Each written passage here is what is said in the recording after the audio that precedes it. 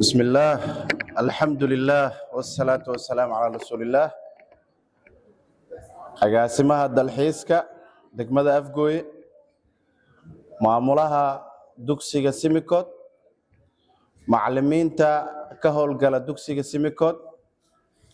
ardayda qalinjabiyaasha ah kaamiramanka tiktokerska aqoon-yahanada waxgaradka haweenka culama udiinka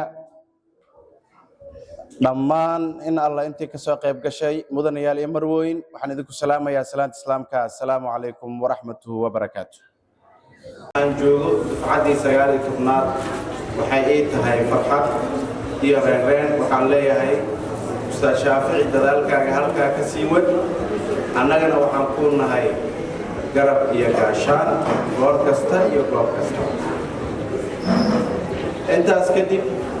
ardayda qalinjabinaysa waxaan kula dardaarmayaa waxbarashada malahan meel ay ku dhamaato laakiin idinkaa idinka rabaa inaad barataan sidii loo ordi lahaa waalidiinta sharafta leh oo waqtiga iyo qiimaha iyo dhaqaalaha ku bixiyay ardaydan quruxda badan inay maanta xeerkan soo gaaraan ayaguna waxaan leeyahay waad mahadsantihiin doorkiini waalidnimo waad ka soo qaadasheen ilaahay idinka ajal siiyo waqtiga aad noo kulaalaya mudanayaal iyo marweyn iyo ogolaada inaan halkan ku soo gabagabeeyo kelimadeyda waxaan mar walba aan carabkayga ku ballaarinayaa maxadda ballaaran aan u jeedinayno ustaad Shaafici Maxamed Cabdullaahi oo ah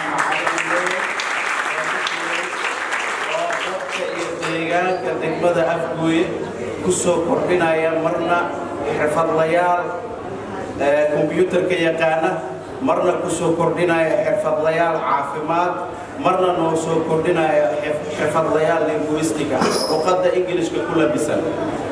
aad baad u mahadsantahay ustaad Shaafici halkaa ka wad dhammaantiin waa mahadsantihiin hada wabillahi tawfiiq